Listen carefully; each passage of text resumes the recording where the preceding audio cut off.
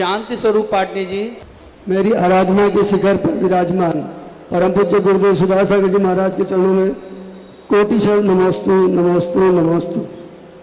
हे गुरुदेव, ऐसे तो आपके दर्शन मात्र से ही मेरी शंकाएं का समाधान हो जाता है, पर एक समस्या है कि हम जब भी कभी कोई तकलीफ में रहते हैं तो आपके नाम मात्र स्मरण से हमारी तकलीफें आधी तो दूर हो जाती है। पर मेरा पूछना यही है कि क्या जैसे उसका असर, कोई प्रतिकूल असर गुरु पर भी आता है क्या? गुरु को आता है या नहीं आता है ये कोई मायना नहीं रखता है। भक्त अपनी श्रद्धा के माध्यम से, जब व्यक्ति श्रद्धेय के प्रति इतना समर्पित हो जाता है कि वह मात्र सूचना देता है और गुरु अपने आप में ऑटोमेटिक उसमें रिकॉर्ड कर लेते हैं कि भक्त का जब भी कहीं से सूचना आए उसको एडवांस में आशीर्वाद अपने आप पहले से रहता है, उसमें उठाना नहीं पड़ता। साधु को, भक्त को स्मरण करना पड़े कि आज मैं उसको आशीर्वाद भेज रहा हूँ, वो तो एक बहुत छोटा हो गया, वो तो ठीक है। लेकिन एक ऐसा आपके मोबाइल में भी होता है, टीवी में, कि आप पहले से ही सेट करते हैं किसका नंबर उठाना है और किसका नंबर लॉक करना है।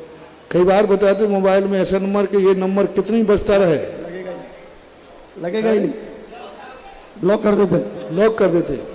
और कुछ नंबर ऐसे होते हैं कि चाहे तुम खोलो या ना खोलो उसमें सेव हो जाता है। ऐसे ही गुरु का एक ऐसा ऑटोमेटिक सिस्टम होता है कि वो उस सिस्टम को पहले ही फिट कर देते हैं सुबह उठ करके, और जिंदगी के प्रथम दिन ही शुरू कर देते हैं कि उन भक्तों के लिए जो भक्त अपना समर्पण और श्रद्धा दिखाते हैं वो कहीं से भी किसी भी रूप में स्मरण करें, सूचना दें, उनको आशीर्वाद पहुंचना चाहिए और पहुंच जाता है। साधु को, गुरु को तुरंत जागरूक रहने की जरूरत नहीं। नमस्ते गुरुदेव, नमस्ते गुरुदेव। इस पद्धति को सबसे पहले खोज के रूप में दिया था एकलव्य ने। एकलव्य को कभी गुरु ने आशीर्वाद नहीं दिया, गुरु के ज्ञान में भी नहीं था कि एकलव्य है, उनके तो ध्यान में भी नहीं था, उनके रजिस्टर में भी नहीं था।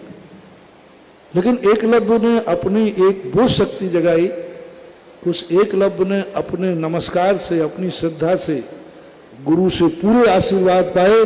जो साक्षात गुरु नहीं दे सकता है वो भक्त ले सकता है। नमस्ते गुरुदेव, नमस्ते। गुरु हाथ उठा करके या इंटेंशन पूर्वक किसी को आशीर्वाद दें, किसी का ध्यान करें कि आज का आशीर्वाद मैं फलाने व्यक्ति को देना चाहता हूँ, फलाने व्यक्ति की एनर्जी देना चाहता हूँ, वो दुखी है, उसका दुख दूर करना चाहता हूँ। यदि मैं ध्यान भी करूँ कि फलाना व्यक्ति दुखी है, उसका दुख दूर हो, तो उतना चमत्कार नहीं होगा, उतना अतिशय नहीं होगा जितना कि भक्त जब अपने श्रद्धेय को अंदर ध्यान में लाएगा तो जो गुरु ने ऑटोमेटिक पहले से फिट कर रखा है वो आशीर्वाद उसको पहुंचेगा, वो इस आशीर्वाद से ज्यादा पावरफुल है।